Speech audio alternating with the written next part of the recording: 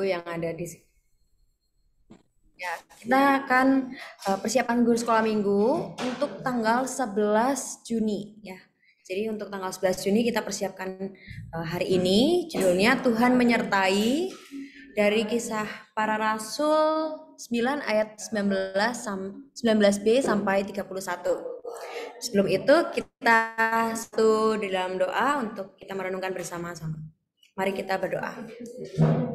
Tuhan, kami ucap syukur Tuhan, kami percaya bahwa Engkau selalu menyertai kami dari tadi pagi kami boleh bangun di pagi hari dalam keadaan yang baik sehingga kami boleh melayani anak-anak Tuhan yang ada di sekolah minggu GKIPI ini Tuhan. Tuhan kiranya kami percaya bahwa Engkau akan terus menyertai kami hingga pelayanan-pelayanan berikutnya dan saat ini kami akan mempersiapkan mengenai apa yang ingin Tuhan sampaikan soal Tuhan menyertai kami dan bagaimana Tuhan menyertai Paulus. Ya Tuhan, kiranya Engkau memberikan kami kesempatan untuk berpikir yang dengan baik dan mempersiapkan sekolah minggu kami dengan baik. Terima kasih Tuhan Yesus, terus jalan. Amin. Ya,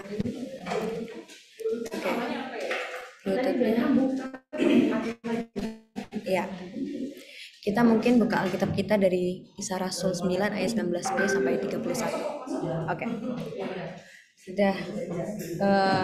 Apakah suara saya terdengar Bapak Ibu, kakak-kakak yang ada di Zoom? Ya. Benar. Oh, belum masuk Kak ternyata. Oh,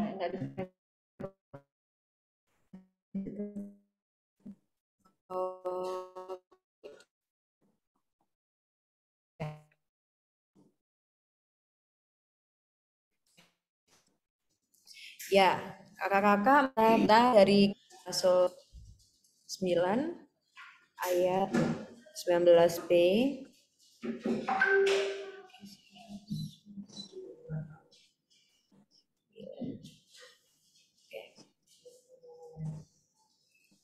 Ya. Judulnya adalah Saulus dalam lingkungan saudara-saudara. Saya akan membacakannya untuk kita semua supaya rekan-rekan, kakak-kakak yang ada di Zoom bisa terdengar juga ya. Saulus dalam lingkungan saudara-saudara. Saulus tinggal beberapa hari bersama-sama dengan murid-murid di Damsyik. Ketika itu juga ia memberitakan Yesus di rumah-rumah ibadat dan mengatakan bahwa Yesus adalah anak Allah. Semua orang yang mendengar hal itu heran dan berkata, bukankah dia ini yang di Yerusalem mau membinasakan barang siapa yang memanggil nama Yesus ini? Maksud untuk menangkap dan membawa mereka ke hadapan imam Allah. Akan tetapi Paulus seluruhnya dan ia membingungkan orang-orang Yahudi yang tinggal di Damsyik karena ia membuktikan Yesus adalah Mesias. Beberapa membunuh Saulus, tetapi itu diketahui oleh Saulus supaya dapat membunuh dia. Sungguh pun demikian, pada suatu malam murid-muridnya mengambilnya dan menurunkannya dari atas tembok kota dalam sebuah keranjang. Setibanya di Yerusalem, Saulus mencoba menggabungkan diri kepada murid-murid, tetapi semuanya takut kepadanya karena mereka tidak dapat percaya bahwa ia juga seorang murid. Tetapi Barnabas menerima dia dan membawanya kepada rasul-rasul dan menceritakan kepada mereka bagaimana Saulus melihat Tuhan di tengah jalan dan bahwa Tuhan berbicara dengan dia dan bagaimana keberaniannya mengajar di Damsyik dalam nama Yesus. Dan Saulus tetap bersama-sama dengan mereka di Yerusalem. Dan dengan keberanian mengajar dalam nama Tuhan, ia juga berbicara dan bersoal jawab dengan orang-orang Yahudi yang berbahasa Yunani. Tetapi mereka itu berusaha membunuh dia.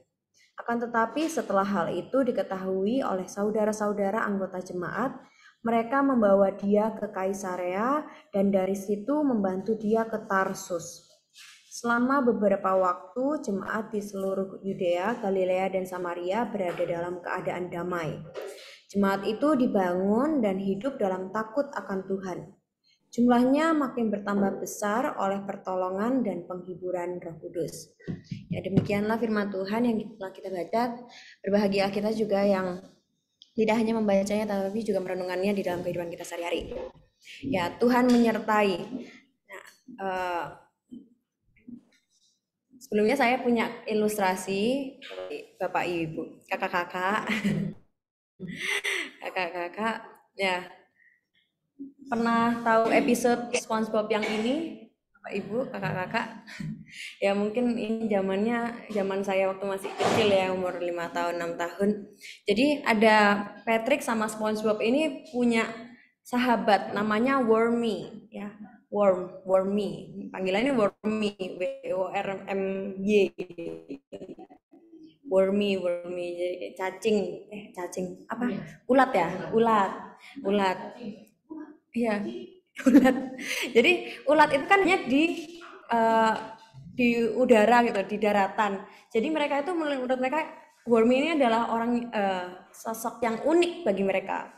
Nah, terus suatu ketika si Sandy itu adalah tupai yang tinggal di dalam laut. Gak tahu kenapa ceritanya seperti itu. Dia tinggal di dalam laut sama Patrick. Kalian mau tinggal di sini gitu. Titip ya, ini teman aku namanya Wormy gitu. Tolong dijaga baik-baik. Oke gitu sih. Patrick sama SpongeBob seneng gitu, sering diajak main, diajak nari-nari. Nah, ini yang di sini dia menari-nari gitu ya sama Wormy-nya. Nah, terus suatu ketika kok Tuhan menyertai lagi. Nah, suatu ketika dia sudah bermetamorfosis jadi kupu-kupu. Dan di situ mereka menganggap bahwa kupu-kupu itu makan si Wormy. Padahal sebenarnya Wormy jadi kepompong, terus jadi kupu-kupu gitu. Tapi karena mereka nggak tahu sama sekali, nggak mengenal si apa kupu-kupu ini, sosok kupu-kupu ini, sosok Wormy yang sebenarnya berubah jadi kupu-kupu ini. Jadi dia menganggap si kupu-kupu ini adalah penjahat. Jadi dia bilang dia itu udah mau makan Wormy, sudah makan Sandy, dia mengada-ada gitu ya si SpongeBob sama si Patrick makan tuan crab, makan Squidward, padahal Squid sama tuan crab lagi pergi gitu padahal. Dianggap jahat karena dia yang makan ini. Jadi kayak monster gitu, monster kota. Bahkan sampai masuk TV, masuk apa gitu. Ini sebenarnya kisah yang absurd ya. Jadi lucu tapi aneh gitu. Karena terjadi ini. Nah, ini itu yang menurut saya yang saya berefleksi ini mirip sama kisahnya Paulus sebenarnya. Jadi Paulus dari orang yang Saulus ya, Saulus yang sebenarnya tahu hukum Taurat, tadinya dia menganggap orang yang ikut Kristus adalah penjahat. Sebelumnya kita akan melihat dulu, kenapa? Ya, ini yang Paulus ini ceritanya yang pakai baju hijau ini, ya, Bapak Ibu. Jadi dia nontonin si siapa? Stefanus dihukum mati, dirajam batu ya, sama orang-orang Yahudi. Sebentar, ini gimana cara memindahkannya ke di sini aja deh. Terus yang di sini Paulus berubah jadi pekabar Injil yang luar biasa, namanya itu sangat baik, berabad-abad lamanya, dan bahkan kalau kita lihat perjanjian baru, kisahnya Tuhan Yesus itu cuma di Injil Sinoptik, di Yohanes, yang lainnya kan yang nulis Paulus gitu, karena Paulus itu punya pengaruh yang sangat besar soal kepada jemaat-jemaat Kristen mula-mula terutama. Siapakah sebentar.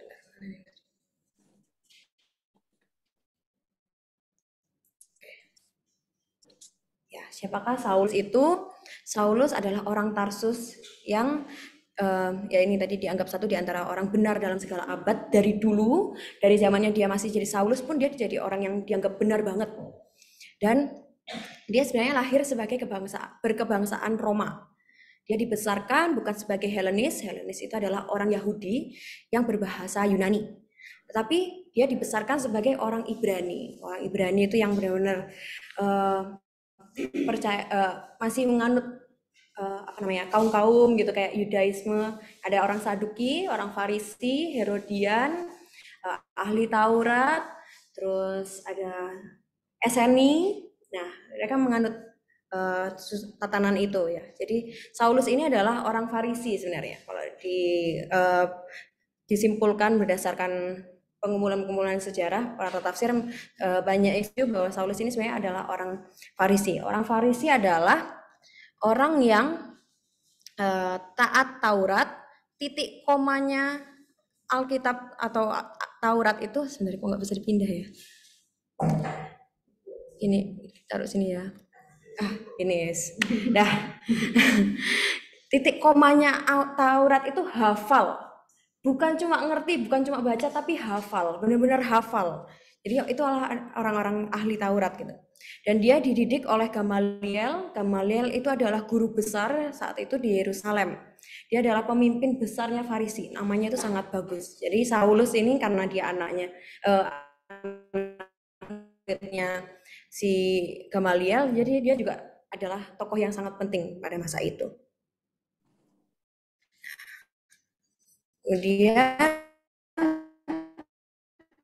Saulus ini pikiran kritis sebenarnya, seperti Stefanus. Cuma Saulus adalah masih Yahudi, masih agama-agama Yahudi gitu ya. Nah, jadi menurut Saulus itu Orde Lama itu tidak bisa disamakan dengan Orde Baru. Karena beda sekali pandangan soal Mesias, soal keselamatan. Bahkan mereka kan tidak mengenal Kristus, karya Kristus. Apalagi Tuhan Yesus sendiri itu umurnya cuma 33 tahun. Kalau dibandingin sama orang-orang zaman saat itu, umurnya itu lebih panjang. Jadi untuk mengenal Tuhan Yesus yang cuma 33 tahun hidupnya, atau bahkan karyanya itu cuma 3 tahun terakhir ya, itu bagi Saulus dan orang-orang Orde Lama sepertinya, itu kayak kok aneh gitu. Kok bisa percaya bahwa keselamatan itu hanya ada di dalam Kristus. Nah, di sini Saulus turut memiliki tanggung jawab juga dalam penganiayaan Stefanus. Di Kisah Rasul 7 ayat 58 dikatakan seperti itu. Dan ketika kuasa untuk menangkap orang Kristen yang Orde Baru itu Damsyik, justru Saulus ini bertemu sama Tuhan. Kakak-kakak mungkin masih ingat cerita tentang Saulus dipanggil Tuhan ya. Dia lagi jalan ke Damsyik sama orang-orang, tiba-tiba ketemu cahaya ya, sinar cahaya yang membutakan mata dia. Terus dia suruh jalan, ketemu sama Ananias. Ananias itu orang benar dianggapnya. Terus Ananias itu diminta sama Tuhan buat menyembuhkan si Saulus, dan akhirnya Saulus percaya, kemudian dibaptis lah sama Ananias ini dan jadi percaya sama Kristus. Nah, itu cerita singkatnya, nanti bisa dilihat juga di Kisah Rasul 9 ayat 1 awal-awal. Nah, terus Lord Littleton, ini kayaknya Instagram WA saya ya.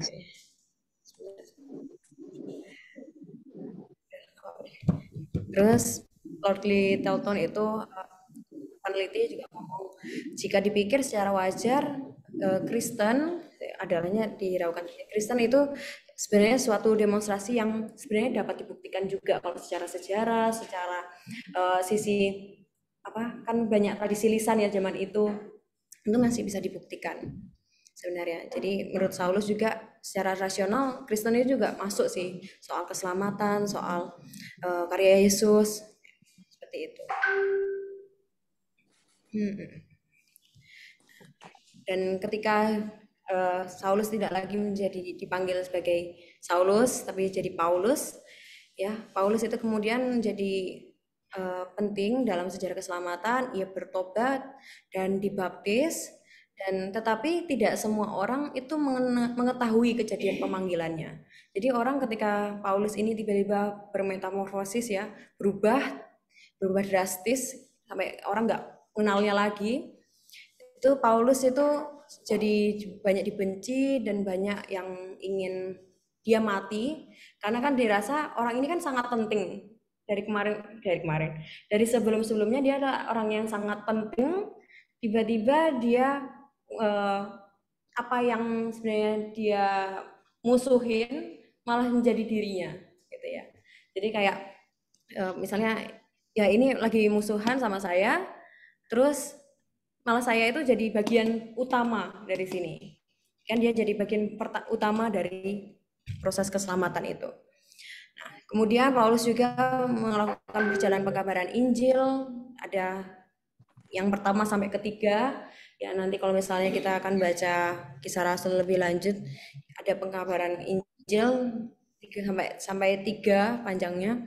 Kemudian eh, ya Paulus itu dibanding orang yang menuliskan tentang karya Kristus, lebih banyak karya Paulus yang mengkabarkan Injil. Jadi soal metamorfosis tadi, ya di dalam metamorfosis itu ternyata Tuhan itu masih menyertai si Paulus terus tetap hidup meskipun orang-orang sesat, seorang yang luar biasa apa ya, eh, mencelakakan lah dalam dalam konteks apa namanya, dalam konteks keagamaan gitu ya, kepercayaan, keyakinan. Tetapi Paulus tetap disertain sama Tuhan. Bahkan waktu kalau misalnya kakak-kakak ikut Patibulum juga, itu kan sempat bahas soal Tuhan Yesus ditangkap gitu. Kalau Tuhan Yesus kan mendapat mandat dari Tuhan untuk mengabarkan Injil ke bangsa-bangsa dan lain sebagainya. Tapi kalau misalnya dipikir-pikir lagi, kalau si Paulus ini nggak ditangkap, dia nggak bisa mengabarkan Injil sampai ujung bumi. Ya, jadi sebenarnya dalam setiap dinamika atau jatuh-jatuhnya si Paulus, ternyata Tuhan itu menyertai supaya bisa membawanya kepada pemanggilannya yang benar-benar, yang benar-benar Tuhan tujukan untuk kita semua. Jadi kurang lebih itu yang akan kita bagikan kepada adik-adik kita, anak-anak kita mengenai penyertaan Tuhan. Meskipun perubahan ketika kita mau berubah menjadi lebih baik itu bukan hal yang mudah, tetapi kita perlu percaya bahwa Tuhan akan selalu menyertai kita. Uh, Mungkin boleh ada pertanyaan terlebih dahulu, kakak-kakak, atau misalnya boleh dikasih tambahan juga. Ini dibuka sekalian ya. Dari tujuan pembelajaran kita dan sudah setuju dengan ini, mengetahui Tuhan sebagai penyesat ya, penyesat keyakinan orang. Kemudian anak mampu menceritakan kembali penyertaan Tuhan pada Saulus. Tapi perlu highlight bahwa di kelas batita dan balita tolong jangan menggunakan kata membunuh ya. Karena mungkin masih abstrak, ada beberapa anak yang ngerti, ada beberapa anak yang nggak pernah dijelasin gitu sama orang tuanya. Jadi mungkin bisa diganti dengan kata-kata soal jahat gitu. Jadi ketika kita mau berbuat baik, kadang ada orang yang mau berbuat jahat pada kita, gitu. Sehingga kita susah untuk gitu untuk kelas batita dan balita. Kalau untuk kelas kecil kelas besar mungkin kelas 4 ke atas bisa menggunakan kata Paulus ini memang benar-benar mendapatkan tekanan oleh. Kemudian tujuannya anak mengetahui bahwa Tuhan menyertai Saulus di dalam lingkungan saudara-saudaranya. Anak percaya bahwa Tuhan menyertai mereka di lingkungan mereka berada. Jadi kurang lebih itu kakak yang perlu kita siapkan.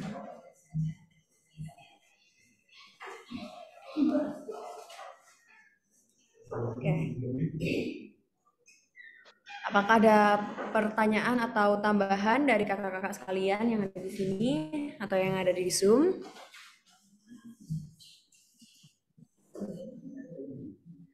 Kalau tiba-tiba diam semua, saya bingung ini apakah jelas apa enggak.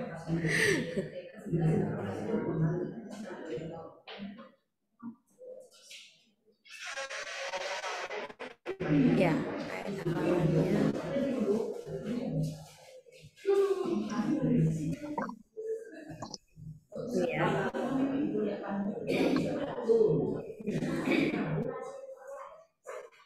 Untuk ayat hafalannya ada dari Matius 28 ayat 20b. Dan ketahuilah, aku menyertai kamu senantiasa sampai kepada akhir zaman. Tuh.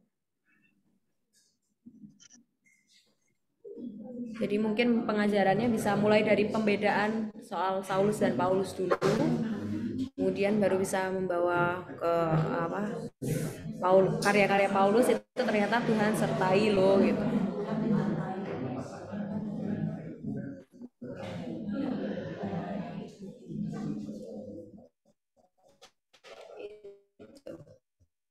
Kak Helen mau nanya. Ya. Ya, oke. Tapi nggak masuk. Kak, saya Teresia, saya off cam ya, sinyalnya agak ini kurang oke. Kak, Oke. terima kasih apa yang sudah dijelaskan. Mau nanya mengenai hari ini kan kita cerita tadi hari ini ya, ini cerita tentang Tuhan Yesus naik ke surga gitu. Minggu depan kita tidak ada sekolah minggu karena digabung dengan Pentakosta, turunnya Roh Kudus. Kemudian minggu depannya lagi tidak ada sekolah minggu karena Gimana caranya? Pertanyaannya boleh di pause sebentar karena nggak kedengaran suaranya. Ini dengerin kalau bunyi kerasin sih. Helen juga nggak dengar. Iya. Gimana ya kerasin dari sininya ya? apa saya telepon Kak Saranti aja. Udah nih. Oh ini kecilin. Sebentar ya. Tetap aja harus gini. Nggak bisa masuk dari sini. Ada kak. Gimana caranya? Ada kan kak? Kok nggak ada sih? Juga kurang canggih kak. Oke. Mana suara kok hilang suaranya?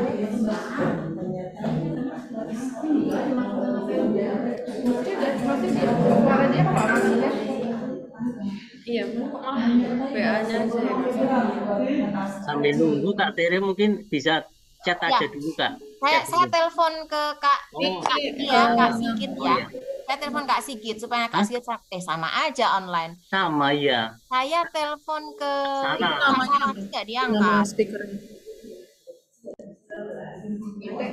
Coba ngomong lagi deh kakak-kakak yang di Zoom. Nah, Ya, Kak Bella halo, udah jelas. halo. Kak Bella udah jelas. Oke. Ya, Kak. Kak Bella, udah dengar belum Kak Bella? Ya, suaranya sudah terdengar. Makasih Kak Helen. Kak, aku mau nanya. Iya, Kak. Sudah Hari ini sekolah minggunya kan firman Tuhan tentang Tuhan Yesus naik ke surga. Kemudian minggu depan tanggal 28 Pentakosta. Jadi nggak ada kebaktian anak. Minggu depannya lagi 4 Juni perjamuan kudus digabung. Jadi tidak ada kebaktian anak. Nah, langsung switch masuk ke Paulus, Kak. Itu gimana ya, Kak, ya untuk memperkenalkan Paulus dulu begitu loh. Saulus menjadi Paulus kan tahu nggak ada cerita tentang dia bertemu Tuhan itu ya di perjalanan cahaya yang sangat terang itu. Tahu-tahu dia udah menjadi murid Tuhan gitu, Kak. Itu bagaimana memulainya ya untuk supaya anak lu siapa nih kan mereka taunya murid Tuhan Yesus kan 12 itu ya, yang Yudas kan yang mengkhianati Tuhan. Nah, gimana Kak cara untuk menyampaikan awalnya gitu supaya anak-anak udah membayangkan oh Saulus tuh ini gitu. Kalau enggak kan biasanya kita langsung ada seorang bernama Saulus. Nah, apa mulai dari situ aja atau perlu menurut saya Saulus ini siapa sih gitu kok sampai dia menjadi murid Tuhan gitu, Pak. Terima kasih Kak Helen. Informasikan juga di grup bahwa minggu depan sama tanggal minggu depan 28 digabung umum karena Pentakosta, karena ada perjamuan kudus. Iya Kak, betul Kak. Kan kita nanti akan libur untuk sekolah minggunya tanggal 28 karena ada Pentakosta dan tanggal 4 karena ada perjamuan. Jadi kita langsung loncat gitu ya Kak ya. Sampai langsung ke dimana Paulus itu sudah jadi murid Tuhan Yesus dan sudah melakukan karya itu dan benci orang sampai dibunuh orang ya. Caranya ke situ mungkin bisa dijelaskan dulu Paulus ini siapa. Nah, cara jelasinnya nggak perlu yang singkat saja gitu. Singkat saja mungkin bisa menceritakan bahwa Paulus ini dulu adalah orang yang menyakiti hati Tuhan, terus orang jahat, bahkan bisa membunuh orang. Iya, jangan membunuh ya. Orang yang berbuat jahat kepada siapa namanya? Kepada Stefanus. Tapi nggak usah pakai sebutin Stefanus ya, kebanyakan ya variabelnya ya. Berarti ia membunuh orang yang pengikut Kristus gitu. Berbuat jahat. Ya, jadi Paulus adalah orang yang berbuat jahat kepada pengikut Kristus. Nah, terus tiba-tiba Paulus bertobat, bukan tiba-tiba ya, karena Paulus merasa, karena Tuhan Yesus datang dan bertemu dengan Paulus akhirnya bertobat dan akhirnya memutuskan untuk percaya sama Tuhan Yesus. Ya mungkin bisa pakai di Bina Warga ada nggak ya videonya soal Paulus dipanggil itu? Kira-kira ada nggak ya? Nggak tahu ya, belum tahu ya.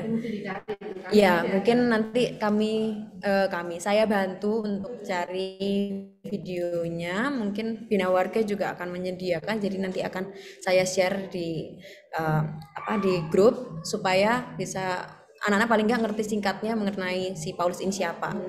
Gitu. Jadi kalau singkatnya tadi, kalau cerita langsung seperti yang tadi saya jelaskan, kalau misalnya mau pakai video nanti coba saya cari. Itu ya Kak. Oke, makasih Kak Helen. Kak Lucy biasanya bikin Kak? Coba ditanyakan aja. Oh iya benar.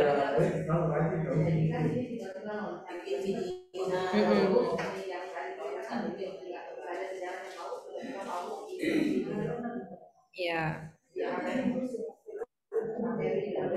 Kira-kira di Bina Warga ada nggak ya? Iya, nanti kami.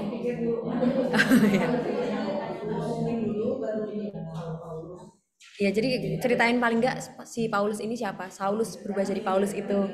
Iya, karena letaknya lumayan jauh Kak. Makanya tadi saya langsung misahin aja si Saulus sama Paulus gitu. Gitu ya.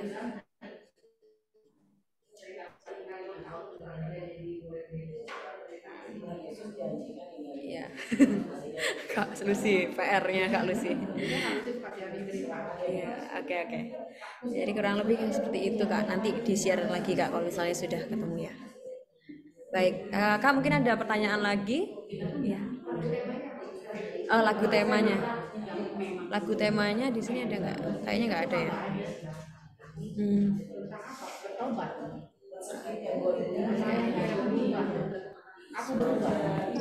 Ya bisa pakai lagu aku berubah, Yesusku berubah. Aku berubah, sungguh ku berubah. Apa namanya?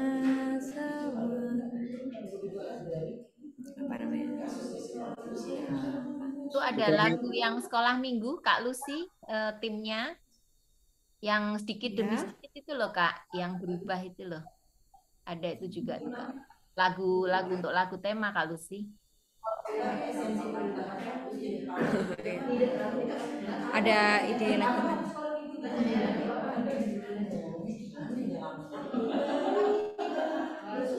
Ada di YouTube bilang. Oh iya, iya, tapi ada di temanya YouTube. Tuhan menyertai. Maaf ya, ini tadi dari chat siapa ya? Oh iya, tapi Oh betul. Terima kasih Kak Sigit. Thank you. oh iya betul Kak. Tapi pertanyaannya gini, karena judulnya Tuhan menyertai.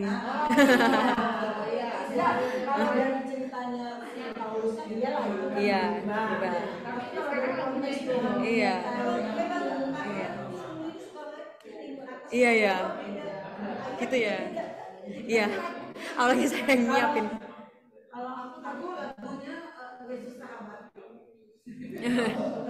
Yesus. Iya.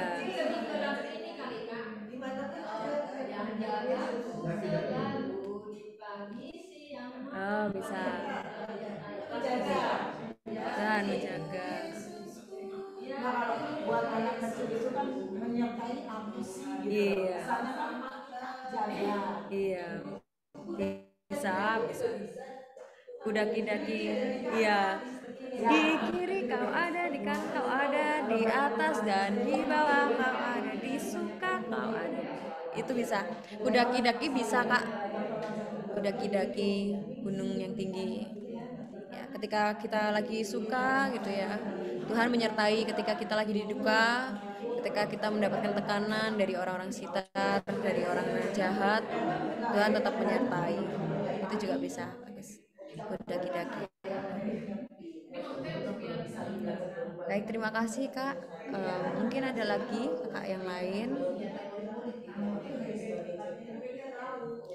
Ya, mohon ini diingat ya kakak-kakak. Ada buat tanggal 11 ya. Iya, betul. Iya. PPT-nya nanti saya share ya. Oke. Baik.